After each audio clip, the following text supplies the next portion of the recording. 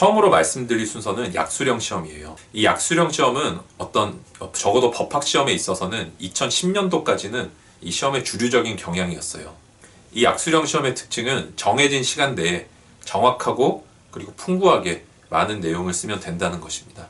물론 그게 목표가 되는 건 맞지만 현실적인 전략은 걔보다 내가 얻어야 될 점수에 따라서 그건 이제 조정해서 공부를 하시면 되거든요. 그 세부적인 방법을 말씀을 드리면요.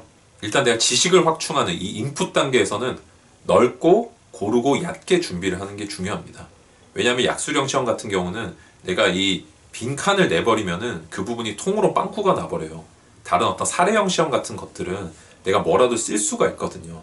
내가 완벽하고 정확하지는 않지만 그 답안이 제출이 될 수가 있는데 약수령 시험은 떠오르지 않으면 망해버려요. 그렇기 때문에 무조건 넓게 준비하시는 게 중요하다는 말씀을 드리고요. 그래서 약수령 시험을 준비하실 때 가장 먼저 하셔야 되는 것은 기출문제를 최대한 많이 수집하시는 게 중요합니다.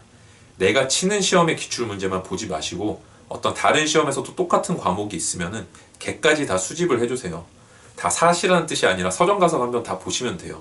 그렇게 해서 내가 치는 시험 기출문제랑 비슷한 유형의 기출문제가 나온 시험 있죠. 걔를 일단 사서 오세요.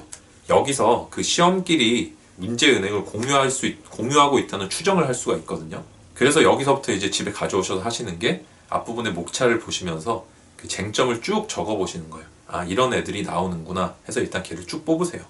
그리고 여러분들께서 보통 이제 많이 하시는 방법이 내가 뭐 단문집이라든지 어떤 모음집을 사서 그걸 통째로 외우시는 분들이 있어요. 그 여러분들께서 제가 스토리를 가지고 암기를 해야 된다라고 말씀을 드렸을 때 많이 달렸던 질문들 중에 하나가 그럼 법학에 있어서는 이런 스토리를 어떻게 만드냐?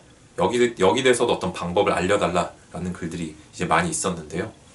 법학에서는 논리 구조를 가지고 스토리를 만들어야 됩니다. 그렇기 때문에 여러분들이 어떤 일반적인 논리가 없는 편집서들보다는 이 교수님들이 쓴 책들이 더 양도 많아 보이고 뭔가 추상적으로 느껴질지는 모르겠지만 실은 그것이 이해와 암기에 있어서는 훨씬 유리하다는 것도 알게 되실 거예요. 그래서 해당 단문집이라든지 이런 것들이 이제 기출문제를 쭉 모으셨으면 내가 선택한 기본서에서 찾아서 내 기본서의 목차로 정리를 해야 돼요. 그러면서 그 기본서 목차에서 빠진 부분들 있죠. 그것을 해당 단문집에서 내 기본서에다가 그 부분만 옮겨주는 거예요. 이렇게 옮기시고 나서는 이제 해당 그 기본서에다가 목차를 만들어서 붙이시면 됩니다. 이게 제가 이제 공부할 때 봤던 헌법 책인데 이 책을 보시면 어떤 이런 기본적인 내용들이 나와요. 목차도 나오고 그리고 해당 내용이 나오는데 제가 이제 방금 보셨던 기출문제라든지 단문집을 통해서 어떤 쟁점을 추출을 했으면 걔들을 책에다 조금 이제 필요한 부분 옮겨 쓰고 그다음 불필요한 부분 덜어내면 되겠죠. 그리고 마지막에 이렇게 해당 부분마다 정리를 해주시는 거예요. 그러면 여러분들께서 이 부분이 머리에 들어가고 그다음 해당 내용이 위치로서 암기가 돼요.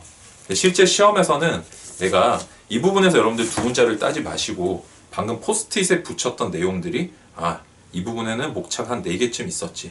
그 다음에 어떤 조문이라든지 어떤 단서에서 출발해서 내가 이 부분을 풀어나갔었지.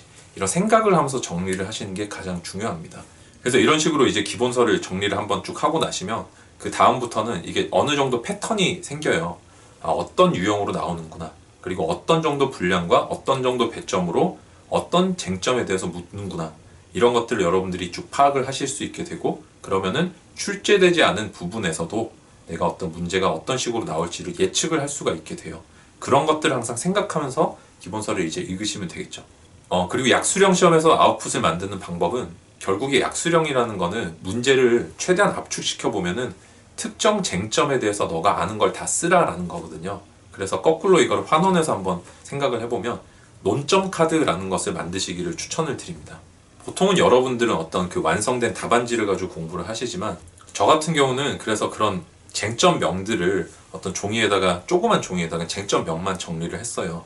그래서 한 파트가 끝날 때마다 이제 그런 식으로 정리를 하기 시작했고 그렇게 해서 하루의 공부가 끝났을 때 그때 자기 직전에 그 논점 카드를 쭉 보면서 제가 과연 이 논점들에 대한 답이 떠오르는지 그것들을 확인을 한 후에 그리고 나서 잠자리에 들었습니다.